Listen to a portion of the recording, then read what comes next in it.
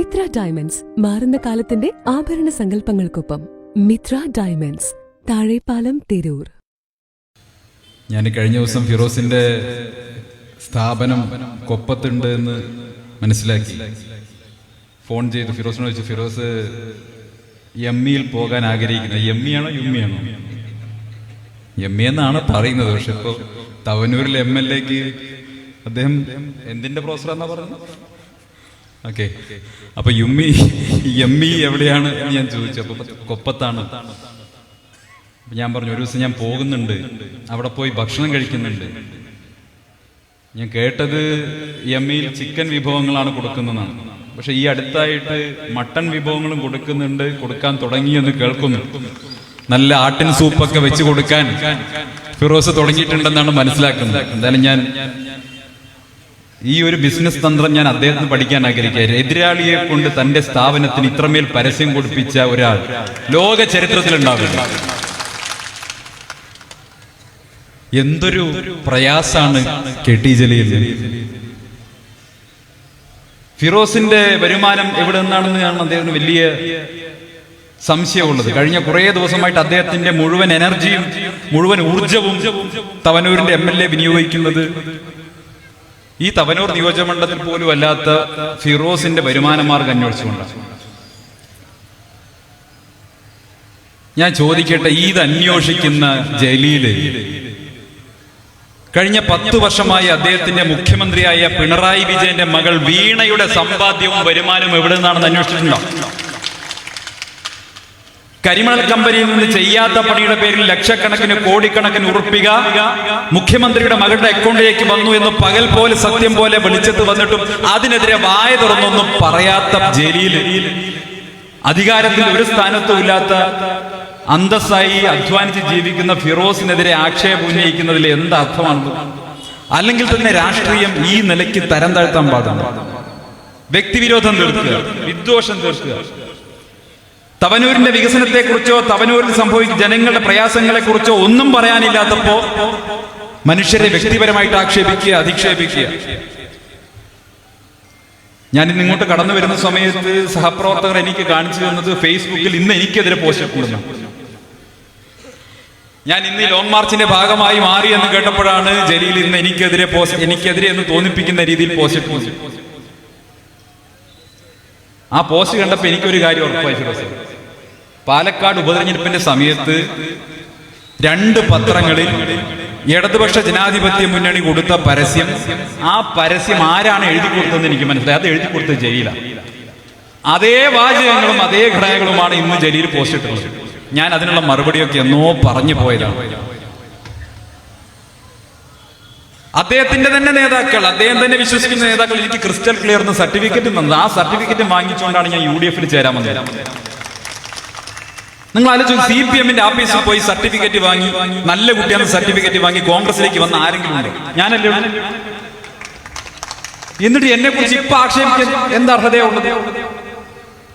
അതുകൊണ്ട് ഈ അല്പത്തരത്തിന് മറുപടി പറയാൻ ഞാനില്ല. ജലീലിനോട്, തവനൂരിന്റെ ബഹുമാന്യനായിട്ടുള്ള MLA-യോട് തവനൂരിന്റെ വികസന പ്രശ്നങ്ങളെ കുറിച്ച് ചോദിക്കാൻ വേണ്ടിയിട്ടാണ് ഞങ്ങൾ വന്നിട്ടുള്ളത്. കേരളത്തിലെ ഒരുപക്ഷെ സാഹചര്യങ്ങൾ കൊണ്ട് ഏറ്റവും സ്വന്തം മണ്ഡലത്തെ വികസിപ്പിക്കാൻ ഏറ്റവും സാധ്യതയുണ്ടായിരുന്ന MLA ആയിരുന്നു ജലീൽ. 10 വർഷമായി ഭരണത്തിലിരിക്കുന്ന മുന്നണിയുടെ MLA ആണ് ജലീൽ. മുഖ്യമന്ത്രിയുമായി ഏറ്റവും അടുപ്പമുള്ള, പാർട്ടി അംഗമല്ലാതിരുന്നിട്ടും പാർട്ടിയുടെ ജാഥയിൽ അത് നയിക്കാൻ നിയോഗിക്കപ്പെട്ടയാളായിരുന്നു ജലീൽ. CPM-ന്റെ ജാഥ നയിച്ചപ്പോ അതിലൊരു അംഗമായിരുന്നു ജലീൽ. അങ്ങനെ CPM നേതൃത്വവുമായിട്ടും ഭരണത്തിലിരിക്കുന്ന മുഖ്യമന്ത്രിയുമായിട്ടും ഇത്രയും അടുപ്പമുള്ള ഒരു MLA മന്ത്രിയായിരുന്നു. 10 വർഷക്കാലം അദ്ദേഹത്തിന്റെ മണ്ഡലത്തിന് വേണ്ടി എന്ത് ചെയ്തു എന്നുള്ള ചോദ്യം ഇവിടുത്തെ ജനങ്ങൾ ചോദിക്കുമ്പോ അതിന് മറുപടി പറയാൻ കഴിയാതെ, അതിന് മറുപടി പറയാൻ സാധിക്കാതെ വ്യക്തി അധിക്ഷേപങ്ങളിലേക്കും വർഗീയ പ്രചാരണത്തിലേക്കും പോകുന്നത് തരംതാണ രാഷ്ട്രീയമാണ് എന്ന് അദ്ദേഹത്തെ വിനയത്തോടെ ഓർമ്മിപ്പിക്കാൻ ഞാൻ ആഗ്രഹിക്കുകയാണ്. മുഖ്യമന്ത്രിയുമായിട്ട് എന്തൊരടുപ്പായിരുന്നു. തിരുവോണം ദിവസം പാൽപ്പായസം കൊടുത്തയച്ച മുഖ്യമന്ത്രിയെ കുറിച്ച് വികാരാധീനനായി ഫേസ്ബുക്ക് പോസ്റ്റ് ഇട്ടയാളാണ്. ജലീൽ അല്ലേ? തിരുവോണം തന്നെ അല്ലേ? അതെ, അത്രയും അടുപ്പമായിരുന്നു മുഖ്യമന്ത്രിയോട്. ഞാൻ ചോദിക്കട്ടെ, മുഖ്യമന്ത്രിയോട് ഈ അടുപ്പം, CPM നേതൃത്വത്തോട് ഈ അടുപ്പം, പിന്നെ എന്തുകൊണ്ടാണ് മിസ്റ്റർ ജലീൽ കൂട്ടായി പാലം ക്ലോസ് ചെയ്തപ്പോൾ അതിനൊരു ബദൽ മാർഗമെങ്കിലും ഒരുക്കാൻ നിങ്ങൾക്ക് കഴിയാതെ പോയത്? ഈ തവനൂർ നിയോജകമണ്ഡലത്തിലെ നിരവധിയായിട്ടുള്ള പ്രാദേശിക റോഡുകളടക്കം ഇതുപോലെ തകർന്ന് തരിപ്പണമായിട്ടും അത് നന്നാക്കാൻ നിങ്ങൾക്ക് കഴിയാതെ പോകുന്നതിന്റെ നിങ്ങൾക്ക് എന്താണ് സംഭവിച്ചത്? ഇവിടെ ചമ്രവട്ടം ഉൾപ്പെടെയുള്ള പദ്ധതികൾക്ക് പുറകിൽ നടന്നിട്ടുള്ള കോടിക്കണക്കിന് രൂപയുടെ അഴിമതി, അതുമായി ബന്ധപ്പെട്ട് പ്രിയപ്പെട്ട ഉദ്ഘാടകൻ ഇവിടെ സൂചിപ്പിച്ചു കഴിഞ്ഞു. അദ്ദേഹം തന്നെ കോടതിയിൽ പോയ കാര്യങ്ങൾ പറഞ്ഞു. കോടിക്കണക്കിന് രൂപയുടെ അഴിമതി വിവിധ പദ്ധതികളുമായി ബന്ധപ്പെട്ട് നടത്തിയിരിക്കുന്നു. ചമ്രവട്ടത്ത് ഉപയോഗിക്കേണ്ട ഷട്ടറിന് പകരം നിലവാരം കുറഞ്ഞ വസ്തുക്കൾ ഉപയോഗിച്ചിരിക്കുന്നു. എല്ലാ പദ്ധതികളും അതുപോലെയാണ്. കോടിക്കണക്കിന് രൂപയുടെ അഴിമതി തവനൂരിൽ നടന്നിരിക്കുന്നു എന്നുള്ളത് ജനങ്ങൾക്ക് ബോധ്യപ്പെട്ടിട്ടുണ്ട്. എങ്ങനെ ബോധ്യപ്പെട്ടു? പ്രകൃതി ബോധ്യപ്പെടുത്തി. പ്രകൃതിയാണ് ബോധ്യപ്പെടുത്തിയത്.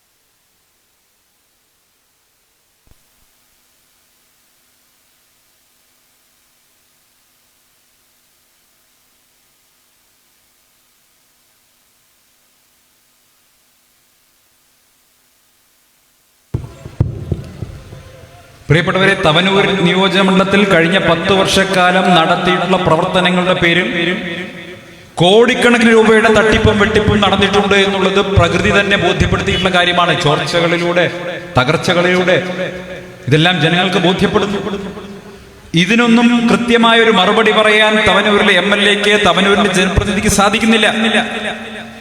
കഴിഞ്ഞ നിയമസഭാ തെരഞ്ഞെടുപ്പിന് ശേഷം തന്നെ അദ്ദേഹം തവനൂരിൽ നിന്നൊരു പൊളിറ്റിക്കൽ റിട്ടയർമെന്റ് എടുത്തതാണ്.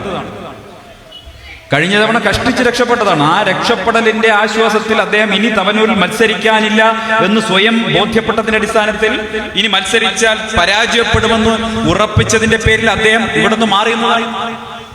കുറെ കാലം SK പൊറ്റക്കാടിനെ പോലെ യാത്രയായിരുന്നു, യാത്രാനുഭവങ്ങൾ പറയലായിരുന്നു. തവനൂരിന്റെ ജനങ്ങളുടെ സങ്കീർണമായ ജീവിത പ്രയാസങ്ങളിൽ, പ്രശ്നങ്ങളിൽ, പ്രതിസന്ധികളിൽ എവിടെയും തന്നെ ജലീലിന്റെ സാന്നിധ്യം ഇവിടുത്തെ ജനങ്ങൾ കണ്ടിട്ടില്ല. അങ്ങനെ തവനൂരിൽ നിന്നൊരു പൊളിറ്റിക്കൽ റിട്ടയർമെന്റ് എടുത്ത് പോകാൻ തയ്യാറായി നിൽക്കുന്ന ജലീലിനോട് തവനൂരിലെ ജനങ്ങൾ പറയുന്നു, നിങ്ങൾ അക്കൗണ്ടബിൾ ആയിരിക്കണം. നിങ്ങൾ ചെയ്ത പ്രവർത്തനങ്ങൾ, നിങ്ങൾ ചെയ്ത കാര്യങ്ങൾ, അതിൽ നടന്നിട്ടുള്ള ക്രമക്കേടുകൾ, അഴിമതികൾ സംബന്ധിച്ചുള്ള ചോദ്യങ്ങൾക്ക് മറുപടി പറയാൻ നിങ്ങൾക്ക് ബാധ്യതയുണ്ട്. അത് സംബന്ധിച്ച് ചോദ്യങ്ങൾ ഉയരുമ്പോൾ വ്യക്തി അധിക്ഷേപങ്ങൾ നടത്തിയും വർഗീയ പ്രചരണം നടത്തിയും ഉയരുന്ന ആരോപണങ്ങൾ തടഞ്ഞു നിർത്താൻ സാധിക്കും, ആക്ഷേപങ്ങൾ തടഞ്ഞു നിർത്താൻ സാധിക്കും.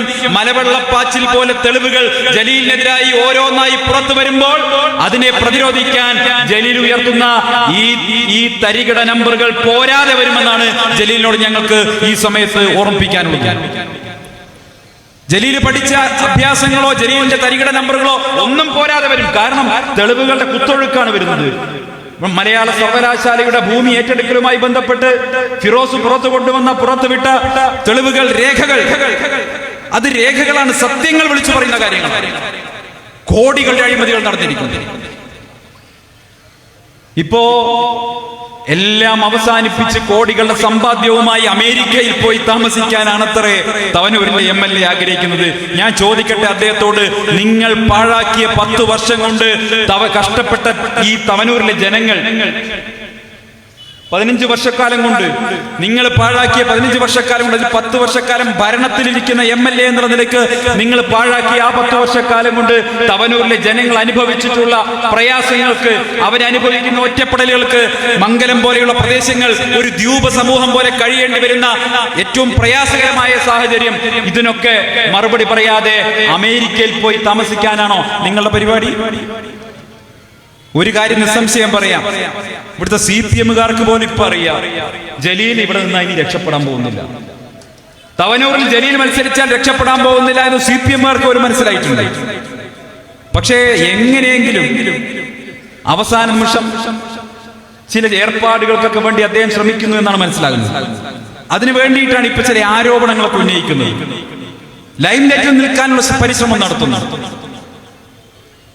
ഞങ്ങൾ അദ്ദേഹത്തോട് പറയാൻ ആഗ്രഹിക്കുന്നത്, തവനൂരിലെ ജനങ്ങൾ ഉയർത്തിയിട്ടുള്ള സങ്കീർണമായ പ്രശ്നങ്ങൾ, UDF ഉയർത്തുന്ന ആക്ഷേപങ്ങൾക്ക് മറുപടി പറയാൻ, ഇതുപോലെ മൈക്ക് കെട്ടി മറുപടി പറയാനാണ് അദ്ദേഹം ആർജവം കാണിക്കേണ്ടത്.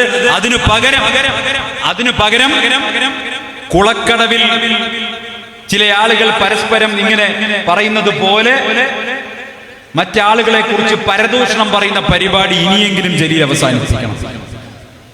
നിങ്ങൾ ജലീലിന്റെ ഒരു ശരീരഭാഷ കുറച്ച് ദിവസമായി നോക്കും, ജലീലിന്റെ മുഖഭാവം നിങ്ങൾ നോക്കൂ. അദ്ദേഹത്തിന്റെ ശരീരഭാഷയും മുഖഭാവവും കാണുമ്പോൾ തന്നെ എനിക്ക് തോന്നിയിട്ടുള്ളത്, അദ്ദേഹത്തിനുള്ളിൽ അദ്ദേഹം ഒളിപ്പിച്ചു വെക്കാൻ ആഗ്രഹിക്കുന്ന ഒരുപാട് കാര്യങ്ങളുണ്ട്. അദ്ദേഹം നടത്തിയിട്ടുള്ള ഒട്ടേറെ കുറ്റകരമായിട്ടുള്ള പ്രവർത്തികളുടെ കാര്യങ്ങൾ പുറത്തു വരുമെന്ന ഭയം അദ്ദേഹത്തെ വല്ലാതെ ഗ്രസിച്ചിട്ടുണ്ട്. അങ്ങനെ വിവരങ്ങൾ പുറത്തു വരുമ്പോ, അദ്ദേഹത്തിനെതിരെയുള്ള തെളിവുകൾ പുറത്തു വരുമ്പോ അദ്ദേഹത്തിന്റെ മുഖം വികൃതമാവുമെന്ന ഭയം കൊണ്ട് അദ്ദേഹം വല്ലാതെ വിറളി പിടിച്ചിരിക്കുന്നു, ഭ്രാന്ത് പിടിച്ച അവസ്ഥയിലായിരിക്കുന്നു.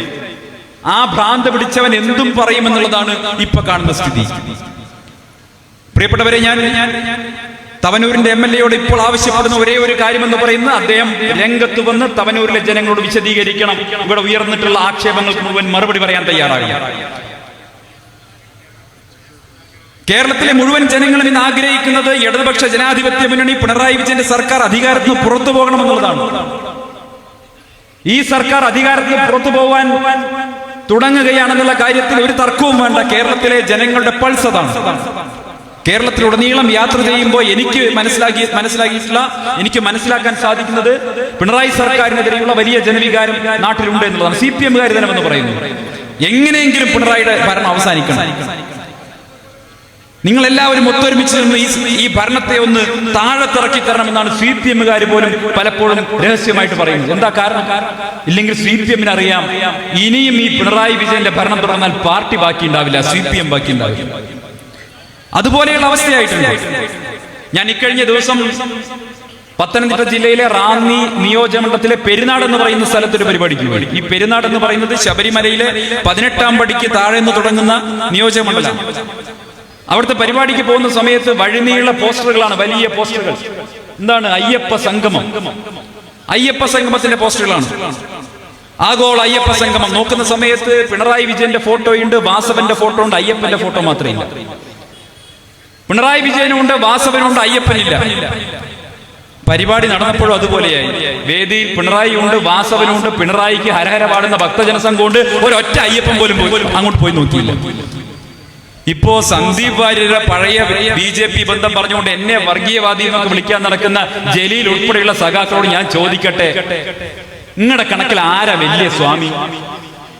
ആരാ സ്വാമി? കറുപ്പെടുത്ത് 41 ദിവസം വ്രതമെടുത്ത് വ്രതശുദ്ധിയോടുകൂടി ശബരിമലയ്ക്ക് പോകുന്ന യഥാർത്ഥ അയ്യപ്പ ഭക്തനല്ല CPM-ന്റെ സ്വാമി. പിണറായി വിജയന്റെ സ്വാമി അതല്ല. പിണറായി വിജയന്റെ ആത്മീയ ഗുരു എന്ന് പറയുന്നത് ഇപ്പോ യോഗി ആദിത്യനാഥാണ്. കാഷായമുട്ട യോഗി ആദിത്യനാഥ് അല്ലേ? ആ വേദിയിൽ വെച്ച് ആരുടെ സന്ദേശം വായിച്ചത്? യോഗി ആദിത്യനാഥിന്റെ ഉത്തർപ്രദേശ് മുഖ്യമന്ത്രിയുടെ. നിങ്ങൾക്ക് അറിയോ ഹെയ്റ്റ് സ്പീച്ചിന്റെ പേരിൽ എത്ര കേസുണ്ട് മുപ്പരുടെ പേരിൽ? ഇന്ത്യയിൽ തന്നെ എനിക്ക് തോന്നുന്നത് ഏറ്റവും അധികം ഇതുപോലെ വർഗീയ വിഷലിപ്തമായ പ്രഭാഷണങ്ങൾ, പ്രസംഗങ്ങൾ നടത്തിയതിന്റെ പേരിൽ കേസുകൾ നേരിടുന്ന ഒരു മുഖ്യമന്ത്രിയാണ് യോഗി ആദിത്യനാഥ്. എന്നിട്ട് ആ യോഗി ആദിത്യനാഥിനെ ഉളുപ്പില്ലാതെ ഈ അയ്യപ്പ സംഗമത്തിന് വിളിച്ച സർക്കാരിന്റെ പാർട്ടിയുടെ MLA ആണ് ജലീൽ. എന്നിട്ട് ആ ജലീലാണ് ഇവിടെ നിന്നിട്ട് മതേതരത്വ പ്രഭാഷണം നടത്തുന്നത്. നിങ്ങൾ ആലോചിച്ചു. യോഗി ആദിത്യനാഥ് സന്ദേശം അയച്ചിട്ടുണ്ടെങ്കിൽ ചുമ്മാതെ അയക്കോ? അയക്കില്ല. കേരള സർക്കാർ ഇവിടെ നിന്ന് അയ്യപ്പ സംഗമത്തിന് യോഗി ആദിത്യനാഥിനെ ക്ഷണിച്ചു.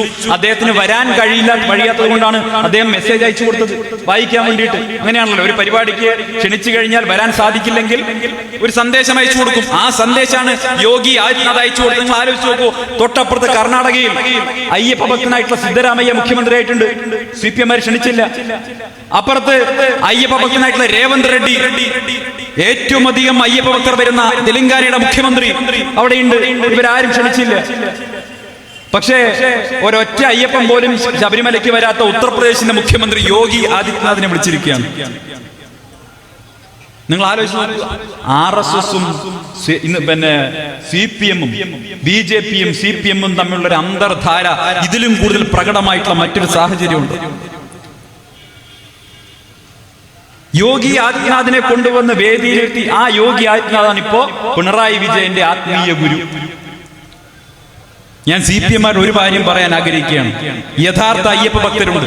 ഈ കുറ്റിപ്പുറം ഉൾപ്പെടെയുള്ള ഇവിടെയുള്ള പ്രദേശം നിവാ നദിയിലടക്കം കുളിച്ചുകൊണ്ട് അല്ലെ, ഇവിടെയെല്ലാം ക്ഷേത്രങ്ങളിൽ തൊഴുത് രാവിലെ 40 ദിവസം വ്രതമെടുത്ത് പുലർച്ചെ ക്ഷേത്രത്തിൽ പോയി ഭക്തി നിർഭരമായി ശബരിമലയ്ക്ക് പോകുന്ന യഥാർത്ഥ അയ്യപ്പ ഭക്തരുണ്ട്.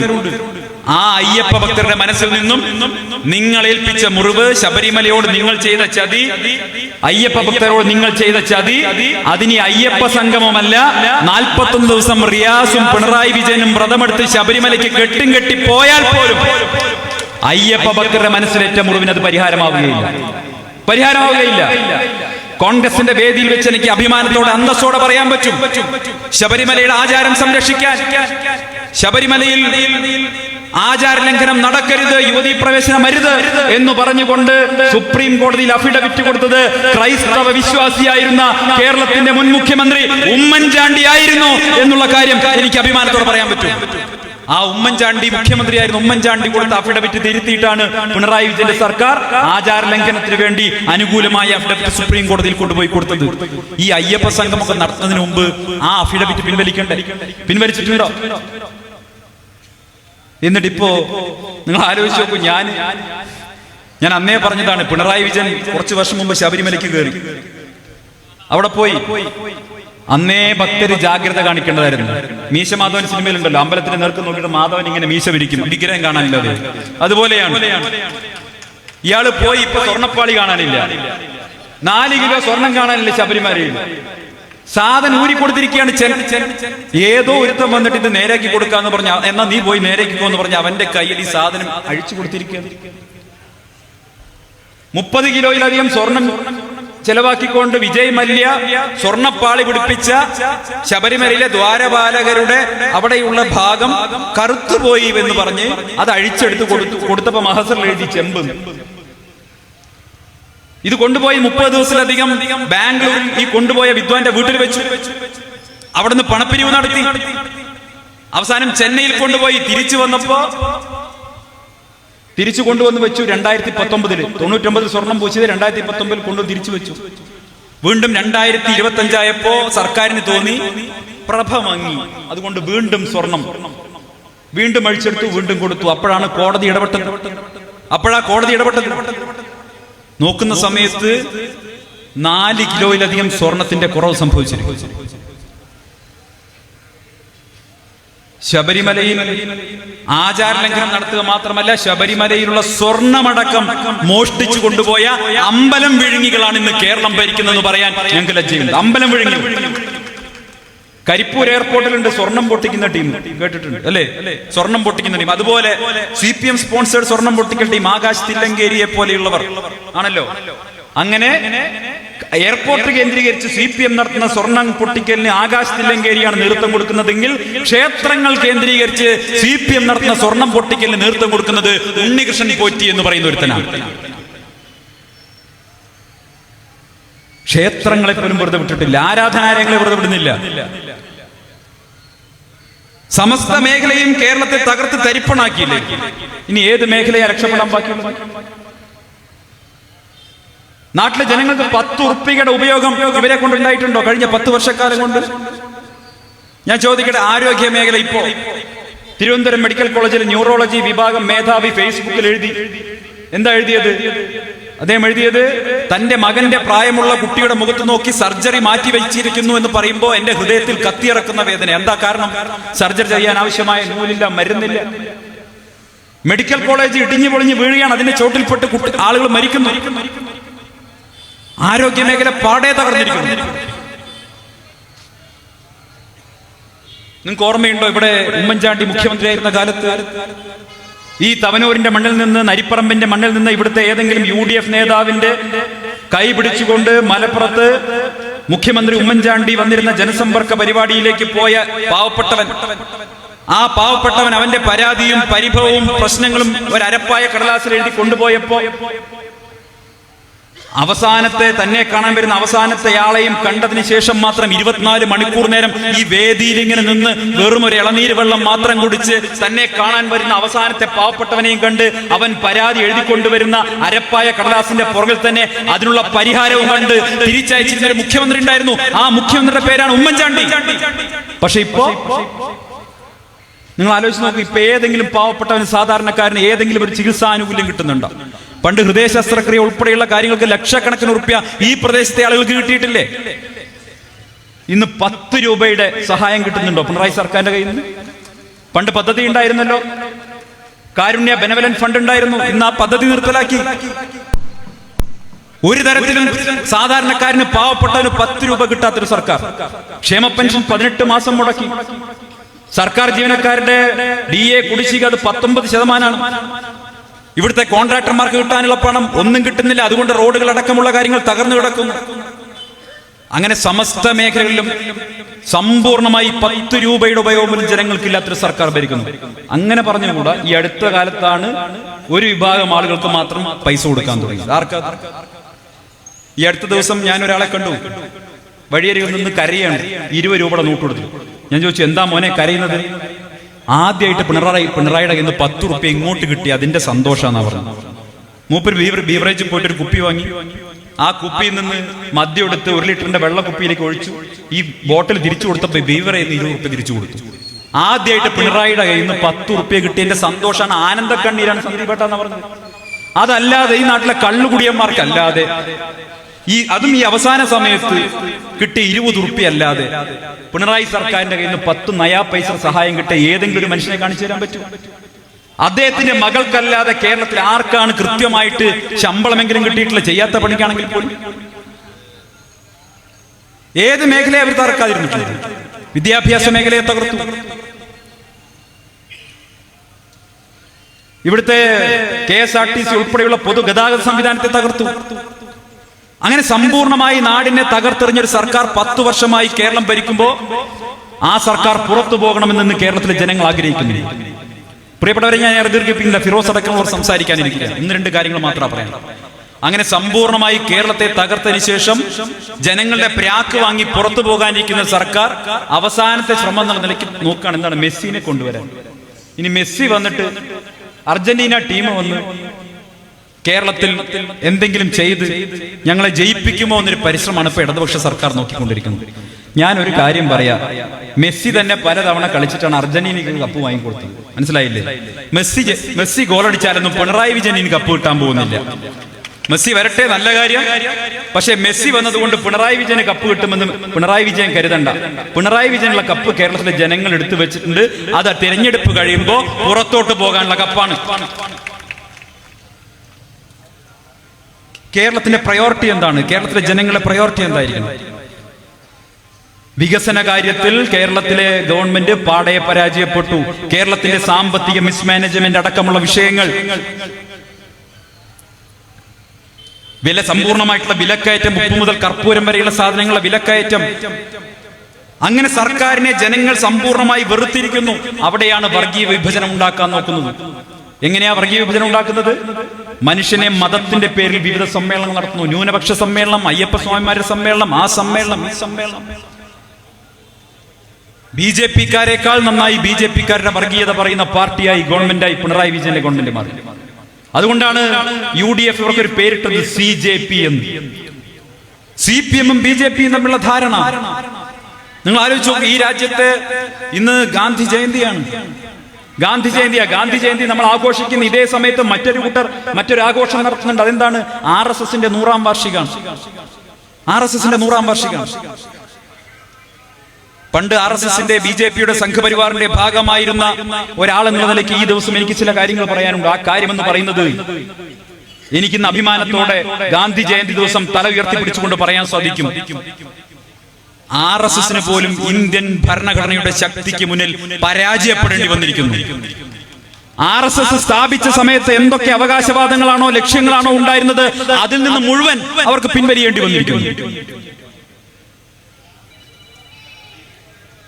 അവരുടെ എല്ലാ കാര്യങ്ങളും അവർ മുന്നോട്ട് വെച്ചിട്ടുള്ള എല്ലാ പ്രത്യയശാസ്ത്രപരമായിട്ടുള്ള അവരുടെ ലക്ഷ്യങ്ങളിൽ നിന്നും പിന്തിരിഞ്ഞ് ഇന്ത്യൻ ഭരണഘടന മുന്നോട്ട് വയ്ക്കുന്ന അടിസ്ഥാന ആശയത്തിലേക്ക് തിരിഞ്ഞു നടക്കേണ്ട ഗതികേടിലേക്ക് RSS എത്തിയിട്ടുണ്ടെങ്കിൽ അത് സൂചിപ്പിക്കുന്നത് RSSന്റെ സൈദ്ധാന്തികമായിട്ടുള്ള പരാജയവും ഇന്ത്യൻ ഭരണഘടനയുടെ വിജയവുമാണ്. ഹിന്ദുത്വ രാഷ്ട്രീയത്തിന് വേണ്ടി, ഹിന്ദു രാഷ്ട്രത്തിന് വേണ്ടി നിലകൊണ്ട ആളുകൾ ഇന്ന് അത്തരം മുദ്രാവാക്യങ്ങൾ ഉയർത്താൻ പോലും ഭയപ്പെടുന്നുണ്ട്. ഇപ്പോ കൂടുതൽ മതേതരമെന്ന് തോന്നിപ്പിക്കുന്ന വിധത്തിൽ സബ്കാ സാത്തും സബ്കാ വികാസും ഒക്കെ പറയേണ്ടി വരുന്നത് എന്തുകൊണ്ടാണ്? ഭാഷാപരമായിട്ടുള്ള ഹിന്ദി, ഹിന്ദു, ഹിന്ദുസ്ഥാൻ എന്ന മുദ്രാവാക്യം ഉയർത്തിയിരുന്ന RSSനും സംഘപരിവാറിനും ഇന്ന് BJP-ക്കും ഇന്ന് തമിഴ്നാട്ടിലെ, ദക്ഷിണേന്ത്യയിലെ പല സംസ്ഥാനങ്ങളിലെ പ്രാദേശിക വികാരത്തിന് മുന്നിൽ, ഭാഷാപരമായിട്ടുള്ള അവരുടെ വികാരത്തിന് മുന്നിൽ പരാജയപ്പെടേണ്ടി വന്നിരിക്കുന്നു. ആ മുദ്രാവാക്യത്തിന് പിന്മാറേണ്ടി വന്നിരിക്കുന്നു.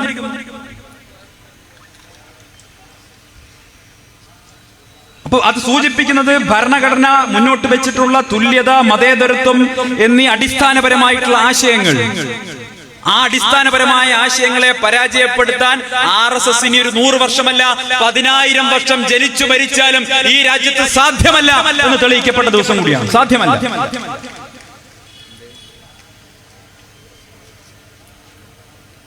അതുകൊണ്ട് തന്നെ ഗാന്ധി ജയന്തി ദിവസം, വിജയദശമി ദിവസം എനിക്ക് നിങ്ങളോട് പറയാനുള്ളത്, കേരളത്തിലെ ഗവൺമെന്റ്, ഈ ഇടതുപക്ഷ ഗവൺമെന്റ് RSSനെ പിന്തുണയ്ക്കുന്ന, RSSന്റെ നയങ്ങൾ നടപ്പാക്കുന്ന ഗവൺമെന്റായി മാറി. അതാണല്ലോ കണ്ടത്.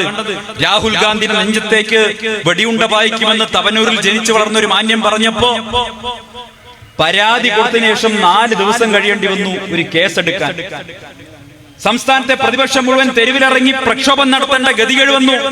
ഇന്ത്യയുടെ പ്രതിപക്ഷ നേതാവിന്റെ നെഞ്ചകത്തേക്ക് വെടിയുണ്ട പായിക്കും, കൊല്ലുമെന്ന് ഒരുത്തം പറഞ്ഞിട്ട് അവനെതിരെ കേസെടുക്കാൻ വൈകിയത് 4 ദിവസമാണ്. വോട്ട് ചോരി എന്ന മുദ്രാവാക്യം ഉയർത്തിക്കൊണ്ട് രാഹുൽ ഗാന്ധി രാജ്യമൊട്ടാകെ നരേന്ദ്രമോദി സർക്കാരിനെതിരെ പ്രതിഷേധം ഉയർത്തിയപ്പോ അതിനെതിരെ ഒരു വാക്ക് പറയാത്ത ഒരേ ഒരു മുഖ്യമന്ത്രി ഭരിക്കുന്ന നാടാണ് കേരളം. തൃശൂരിൽ BJP ജയിച്ചത് വോട്ട് ചോരിയെ തുടർന്നാണ്. പൊന്നാനിയിൽ നിന്നും, ആലത്തൂരിൽ നിന്നും, ചാലക്കുടിയിൽ നിന്നും ശൈത്യ സമയത്ത് സൈബീരിയൻ കൊക്കുകൾ അന്റാർട്ടിക്കയിൽ നിന്ന് പറന്നു വരുന്നത് പോലെ BJP വോട്ടുകൾ ഇങ്ങനെ തൃശൂരിലേക്ക് പറന്നു വന്നതിന്റെ തെളിവുകൾ പുറത്തു വന്നിട്ടും ഒരു FIR പോലും ഇടാത്തത് പിണറായി വിജയന്റെ പോലീസാണ്. ഒരു വാക്ക് പറയുന്നില്ലല്ലോ. BJPയും RSSും ചെയ്യുന്ന നിയമവിരുദ്ധ പ്രവർത്തനങ്ങൾക്കെതിരെ പിണറായി വിജയന്റെ പോലീസ് മൗനം പാലിക്കുന്നു. പക്ഷേ അതേ സമയത്ത് പിണറായി സർക്കാരിന്റെ തെറ്റായ നയങ്ങൾക്കെതിരെ തെരുവിൽ പോരാടുന്ന യൂത്ത് കോൺഗ്രസ് പ്രവർത്തകനെ ലോക്കപ്പിനുള്ളിൽ കൊണ്ടുപോയി കുനിച്ചു നിർത്തി അവനെ ഇടിച്ച് അവനെ മൃതപ്രായനാക്കുകയും ചെയ്യുന്നു. പോലീസ് സ്റ്റേഷനുകൾക്കകത്ത് സംഘപരിവാറിന്റെ, RSSന്റെ, BJPയുടെ പ്രവർത്തകർക്ക് എല്ലാ സംരക്ഷണവും കൊടുക്കുന്നു. പക്ഷെ മറുവശത്ത് ജനാധിപത്യ ചേരിയിൽ നിൽക്കുന്നവർക്ക്, രാജ്യത്തെ ജനാധിപത്യത്തിനും ഭരണഘടനയ്ക്കും വേണ്ടി പോരാടുന്നവർക്ക് പിണറായി പോലീസിന്റെ ക്രൂരമായ മർദ്ദനമേൽക്കേണ്ടി വരുന്നു. നിങ്ങൾ ആർക്ക് വേണ്ടിയിട്ടാണ് പ്രവർത്തിക്കുന്നത്? നിങ്ങൾ RSSന് വേണ്ടി പ്രവർത്തിക്കുന്നു, നിങ്ങൾ BJPക്ക് വേണ്ടി പ്രവർത്തിക്കുന്നു. അതാണല്ലോ മാസപ്പടി കേസിലും SNC ലാവ്ലിൻ കേസിലും ഒക്കെ നിങ്ങൾ കണ്ടല്ലോ. SNC ലാവ്ലിൻ കേസ് 38 തവണയാ മാറ്റി വെച്ചത്. ഖിയാമത്ത് നാൾ വരെ SNC ലാവ്ലിൻ കേസ് മുന്നോട്ട് കൊണ്ടുപോകാൻ പരിപാടി സഹായിച്ചുകൊണ്ടിരിക്കുകയാണ് അമിത്ഷായും പിണറായി വിജയൻ, നരേന്ദ്രമോദി. ഞാൻ BJPയിലായിരിക്കുന്ന സമയത്ത് ഈ ചോദ്യം SNC ലാവ്ലിൻ ചോദ്യം സംബന്ധിച്ച് കൃത്യമായ ഡേറ്റ് പറയാം.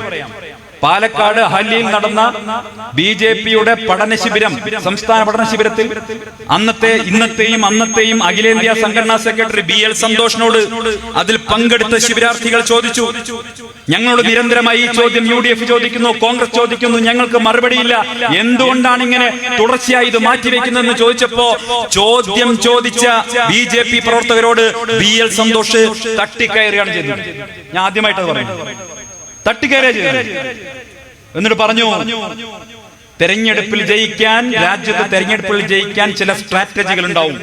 ആ സ്ട്രാറ്റജിയുടെ ഭാഗമാണ് പിണറായി വിജയൻ ജയിലിൽ പോകണമെന്ന്. നിങ്ങൾക്ക് എന്താണ് ഇത്ര നിർബന്ധം? നിങ്ങൾക്ക് കോൺഗ്രസിനോട് ഇത്ര സ്നേഹമാണോ എന്നാണ് സന്തോഷ് ചോദിച്ചത്. അപ്പൊ നിങ്ങൾ ചോദിക്കും, നിങ്ങൾക്ക് പ്രതികരിക്കായിരുന്നില്ലേ? അത് പണ്ട് സ്റ്റാലിന്റെ കാലത്ത് പ്രതികരിക്കായിരുന്നില്ലേ ചോദിച്ച പോലെയാണ്. മനസ്സിലായില്ലേ?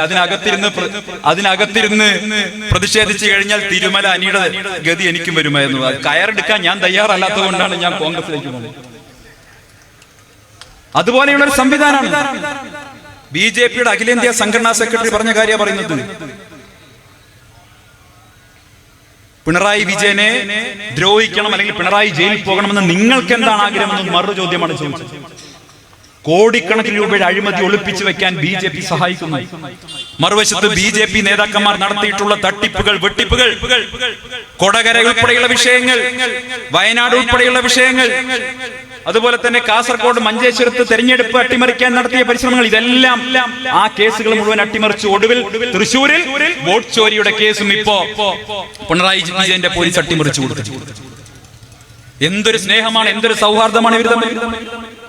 ഞാൻ ദീർഘിപ്പിക്കുന്നില്ല. അതുകൊണ്ട് തന്നെ CPM BJP അവിശുദ്ധ ബാന്ധവത്തിനെതിരായി, CPM RSS അവിശുദ്ധ ബാന്ധവത്തിനെതിരായിട്ടുള്ള ഒരു ജനകീയ കൂട്ടുകെട്ട് ഈ സംസ്ഥാനത്ത് ഉയർന്നു വരിക തന്നെ ചെയ്യും. ഒരു തർക്കവും വേണ്ട. ദേശീയ തലത്തിൽ ഇപ്പൊ ഇവര് ബ്രിട്ടാസും റഹീമും ഒക്കെ രാഹുൽ ഗാന്ധി നടത്തുന്ന പരിപാടിയുടെ സൈഡിൽ പോയി നിൽക്കുന്നുണ്ട്. അതെന്താ കാരണം? ഫോട്ടോ വരണമെങ്കിൽ വേറെ നിവൃത്തിയില്ല. അവിടെ പോയി റഹീമ ബ്രിട്ടാസ് എന്ന് പറഞ്ഞാൽ ആരെങ്കിലും അറിയോ? രാഹുൽ ഗാന്ധി പിന്നെ പോയി നിൽക്കണം. പക്ഷെ കേരളത്തിൽ വരുമ്പോ ഇവരെ കാണുന്നില്ലല്ലോ. കേരളത്തിൽ BJPക്കെതിരായ പോരാട്ടത്തിൽ ഇവരെ കാണുന്നില്ലല്ലോ. പ്രിയപ്പെട്ടവരെ, ഞാൻ പറഞ്ഞു വരുന്നത് ഇത് അപകടകരമായിട്ടുള്ള സാഹചര്യമാണ്. അതുകൊണ്ട് എന്റെ ശബ്ദം കേൾക്കുന്ന CPM പ്രവർത്തകരോട്, സഖാക്കളോട്, നല്ല സഖാക്കളോട് ഞാൻ പറയാൻ ആഗ്രഹിക്കുന്നു. സംഘപരിവാറിനെതിരായി നിങ്ങൾ ഉയർത്തുന്ന രാഷ്ട്രീയത്തിന് ഏതെങ്കിലും ആത്മാർത്ഥതയുണ്ടെങ്കിൽ നിങ്ങൾക്ക് RSSും BJPയും കേരളത്തിൽ മുന്നോട്ട് വരരുത്, അവർക്ക് വിജയിക്കാൻ കഴിയുന്ന സാഹചര്യം ഉണ്ടാകരുത് എന്ന് നിങ്ങൾ ആത്മാർത്ഥമായിട്ട് ആഗ്രഹിക്കുന്നുണ്ടെങ്കിൽ നിങ്ങൾ ചെയ്യേണ്ടത് അടുത്ത നിയമസഭാ തെരഞ്ഞെടുപ്പിൽ UDF സ്ഥാനാർത്ഥികൾക്ക് വോട്ട് ചെയ്ത് LDFന്റെ പരാജയം ഉറപ്പുവരുത്തുക എന്നുള്ളതാണ്. അതാണ് നിങ്ങൾക്ക് ചെയ്യാനുള്ളത്. അതല്ലെങ്കിൽ നിങ്ങളുടെ പാർട്ടി ബാക്കി ഉണ്ടാവില്ല. നിങ്ങൾ ആഗ്രഹിക്കുന്നത് നിങ്ങൾക്ക് കോൺഗ്രസ് ഇല്ലാതെ ആവണമെന്ന് നിങ്ങൾക്ക് ആഗ്രഹമുണ്ട്. പക്ഷെ ഞങ്ങൾക്ക് CPM ഇല്ലാതാകണമെന്ന് ഞങ്ങൾ ആഗ്രഹിക്കുന്നില്ല. ജനാധിപത്യത്തിൽ CPM ഇല്ലാതാകണമെന്ന് ഞങ്ങൾ ആഗ്രഹിക്കുന്നില്ല. കമ്മ്യൂണിസ്റ്റ് പാർട്ടികൾ ഇല്ലാതാകണമെന്ന് കോൺഗ്രസ് ഒരിക്കലും ആഗ്രഹിക്കുന്നില്ല. അങ്ങനെ ആഗ്രഹിക്കുന്നുണ്ടെങ്കിൽ 1947 ആഗസ്റ്റ് മാസം 15-ാം തീയതി കോൺഗ്രസിനെ നടപ്പാക്കാമായിരുന്നു. ഈ രാജ്യം ഒരു നവജാത ശിശുവിനെ പോലെ പിറവിയെടുത്ത് വീണത് ഇന്ത്യൻ നാഷണൽ കോൺഗ്രസിന്റെ കരതലങ്ങളിലേക്കാണ്, ജവഹർലാൽ നെഹ്റുവിന്റെ കരതലങ്ങളിലേക്കാണ്. ഈ ലോകം കണ്ട ഏറ്റവും വലിയ ജനാധിപത്യവാദിയായിരുന്ന നെഹ്റു, അദ്ദേഹത്തിന് വേണമെങ്കിൽ സ്റ്റാലിന്റെ റഷ്യയെ പോലെ, മാവോയുടെ ചൈനയെ പോലെ ഇത് നെഹ്റുവിന്റെ ഇന്ത്യയാകണം, നെഹ്റുവിന്റെ മാത്രം ഇന്ത്യയാകണം എന്ന് അന്ന് തീരുമാനമെടുക്കാമായിരുന്നു. അദ്ദേഹം ചെയ്തില്ലല്ലോ. അദ്ദേഹം എന്താ പറഞ്ഞത്? ഈ രാജ്യം ഏകാധിപത്യ രാജ്യമാകരുത്, ഈ രാജ്യം ജനാധിപത്യ രാജ്യമായിരിക്കണം. ഈ രാജ്യത്തെ ഏറ്റവും അവസാനത്തെ പാവപ്പെട്ട മനുഷ്യൻ, വരിയുടെ ഏറ്റവും അവസാനത്ത് നിൽക്കുന്ന ഏറ്റവും പാവപ്പെട്ടവന്റെ ശബ്ദവും ഇന്ത്യയുടെ ഭരണത്തിൽ തെളിയണം, ഭരണത്തിൽ മുഴങ്ങി കേൾക്കണം എന്ന നിർബന്ധ ബുദ്ധി നെഹ്റുവിനും ഇന്ത്യൻ നാഷണൽ കോൺഗ്രസിനും ഉണ്ടായിരുന്നത് കൊണ്ടാണ് പ്രിയപ്പെട്ടവരെ ഇന്ന് ഈ കാണുന്ന ജനാധിപത്യം നമുക്ക് കിട്ടിയത്. അതുകൊണ്ടാണ് CPM-നോട് പ്രവർത്തിക്കാൻ പറ്റുന്നത്. അതുകൊണ്ടാണ് മറ്റ് സംഘടനകൾക്കൂടെ പ്രവർത്തിക്കാൻ കഴിയുന്ന സാഹചര്യം ഉണ്ടായത്. അങ്ങനെ വിശാലമായ ജനാധിപത്യ ബോധം ഇന്ത്യൻ നാഷണൽ കോൺഗ്രസ് കാണിച്ചു. പക്ഷേ ആ ജനാധിപത്യ ബോധം CPM-നില്ല, ആ ജനാധിപത്യ ബോധം BJP-ക്കില്ല. കമ്മ്യൂണിസ്റ്റ് പാർട്ടികൾ ഭരിക്കുന്ന എല്ലാ സ്ഥലങ്ങളിലും ഏകാധിപത്യമാണല്ലോ. കമ്മ്യൂണിസ്റ്റ് പാർട്ടികൾ ഭരിക്കുന്ന എല്ലാ സ്ഥലങ്ങളിലും മറ്റ് രാഷ്ട്രീയ പാർട്ടികൾക്ക് പ്രവർത്തന സ്വാതന്ത്ര്യമില്ല. നിങ്ങൾ ഉത്തര കൊറിയയിലെ കാര്യമൊക്കെ കേട്ടില്ല. ഉത്തര കൊറിയയിലൊക്കെ അവിടുത്തെ ഭരണാധികാരി കിം ജോങ് ഉൻ, ആ കിം ജോങ് ഉന്നെ എങ്ങനെ മുടിവെട്ടുന്നോ അതേ ശൈലിയിൽ നാട്ടുകാർ മുടിവെട്ടണം.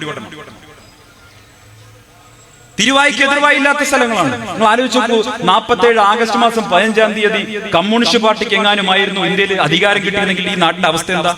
പിണറായി വിജയൻ മുടിവെട്ടുന്നത് പോലെ മുടിവെട്ടേണ്ട ഗതി ഉണ്ടായിരുന്നല്ലേ നമുക്കൊക്കെ? പിണറായി എങ്ങനെ മീശ വെക്കുന്നു അതുപോലെ മീശ വെക്കണം, നമുക്ക് അംഗീകരിക്കാൻ പറ്റും. ഈ നാട്ടിൽ ഇഷ്ടമുള്ള ഭക്ഷണം കഴിക്കാൻ, ഇഷ്ടമുള്ള വസ്ത്രം ധരിക്കാൻ, ഇഷ്ടമുള്ള ഭാഷ പറയാൻ, ഇഷ്ടമുള്ള മതത്തിൽ വിശ്വസിക്കാൻ, വിശ്വസിക്കുന്ന മതം പ്രചരിപ്പിക്കാൻ, അങ്ങനെ ലോകത്തെ ഏറ്റവും ഉദാരമായിട്ടുള്ള, ഏറ്റവും സെക്യുലർ ആയിട്ടുള്ള, ഏറ്റവും തുല്യതയാർന്ന, എല്ലാവർക്കും വോട്ടവകാശമുള്ള ഒരു മനോഹരമായ ഭരണഘടന. ആ ഭരണഘടനയാണ് നമ്മുടെ ശക്തി. ആ ഭരണഘടന സംരക്ഷിക്കാൻ വേണ്ടി രാഹുൽ ഗാന്ധി മുന്നോട്ട് പോകുമ്പോൾ അതിനോട് കൂടെ നടക്കാത്തയാളാണ് കേരളത്തിന്റെ മുഖ്യമന്ത്രി. അതിന് പിന്തുണ പ്രഖ്യാപിക്കാത്തയാളാണ് കേരളത്തിന്റെ മുഖ്യമന്ത്രി. പ്രിയപ്പെട്ടവരെ, ഞാൻ ദീർഘിപ്പിക്കുന്നില്ല. അതുകൊണ്ട് തന്നെ ഞാൻ പറയാൻ ആഗ്രഹിക്കുന്നു, ഈ രാജ്യം അത് എന്നേക്കുമായിട്ട് BJP-യുടെ കൈപ്പിടിയിലാകുമെന്ന് ആർക്കെങ്കിലും തെറ്റിദ്ധാരണയുണ്ടെങ്കിൽ അത് വേണ്ട. കാരണം ഈ രാജ്യത്ത് ജനാധിപത്യത്തിന് ശക്തിയുണ്ട്. ആ ശക്തി എന്ന് പറയുന്നത് നിസ്തർക്കമായിട്ടുള്ള ശക്തിയാണ്, ജനങ്ങളുടെ ശക്തിയാണ് ഏറ്റവും വലുത്. ജനങ്ങൾക്ക് BJP-യെ വെറുത്തു കഴിഞ്ഞു. BJP എന്നത് ഊതി വീർപ്പിച്ചൊരു ബലൂൺ മാത്രമാണ്, ഊതി വീർപ്പിച്ചൊരു ബലൂണാണ്. ആ ബലൂൺ ഏത് നിമിഷവും ഒരു സൂചി കൊണ്ട് ഇന്ത്യൻ നാഷണൽ കോൺഗ്രസ് കുത്തിപ്പൊട്ടിക്കും എന്നുള്ള കാര്യത്തിൽ ഒരു സംശയവും വേണ്ട. ഇന്ത്യ മുന്നണി കുത്തിപ്പൊട്ടിക്കും. ബീഹാർ തെരഞ്ഞെടുപ്പ് വരാൻ പോവാണ്, നമുക്ക് കാണാം. ഈ രാജ്യത്ത് വലിയൊരു മാറ്റത്തിന്, പരിവർത്തനത്തിന് നാന്തി കുറിച്ചിരിക്കുന്നു. അതാണ് വോട്ട് അധികാര യാത്ര നമ്മൾ കണ്ടത്. ഞാൻ അതുകൊണ്ട് ദീർഘിപ്പിക്കുന്നില്ല. പ്രിയപ്പെട്ടവരെ, രാഹുൽ ഗാന്ധി നടത്തുന്ന ഈ രാജ്യത്തെ ജനാധിപത്യത്തെ വീണ്ടെടുക്കാനുള്ള, ഭരണഘടനയെ സംരക്ഷിക്കാനുള്ള പോരാട്ടത്തിന് നമുക്കേവർക്കും പിന്തുണ കൊടുക്കേണ്ടതുണ്ട്. ആ പിന്തുണ നമുക്ക് ഈ സമയത്ത് ആവർത്തിച്ചു പറയേണ്ടതുണ്ട്, പ്രഖ്യാപിക്കേണ്ടതുണ്ട് എന്ന് മാത്രം നിങ്ങളോട് പറഞ്ഞുകൊണ്ട് ഇന്ന് ഈ ജാഥയ്ക്ക് എന്റെ കൂടെ പങ്കെടുത്ത എന്റെ എല്ലാ പ്രിയപ്പെട്ട സഹപ്രവർത്തകർക്കും അഭിവാദ്യങ്ങൾ നേർന്നുകൊണ്ട് ഞാൻ അവസാനിപ്പിക്കുന്നു. ഒരിക്കൽ കൂടി തവനൂരിന്റെ MLA-യോട് പറയുന്നു, വ്യക്തിവിദ്വേഷവും വർഗീയ പ്രചരണവും അവസാനിപ്പിച്ചുകൊണ്ട് ജനങ്ങൾ ഉയർത്തുന്ന, UDF ഉയർത്തുന്ന ആക്ഷേപങ്ങൾക്ക്, ഗുരുതരമായിട്ടുള്ള ആരോപണങ്ങൾക്ക് മറുപടി പറയാൻ നിങ്ങൾക്ക് നട്ടെല്ലുണ്ടോ മിസ്റ്റർ ജലീൽ എന്ന് ഈ വേദിയിൽ വെച്ച് ഒരിക്കൽ കൂടി തവനൂരിന്റെ MLA-യോട് ചോദിച്ചുകൊണ്ട് ഞാൻ എന്റെ വാക്കുകൾക്ക് വിരാമിടുന്നു. ജയ് ഹിന്ദ്, ജയ് UDF.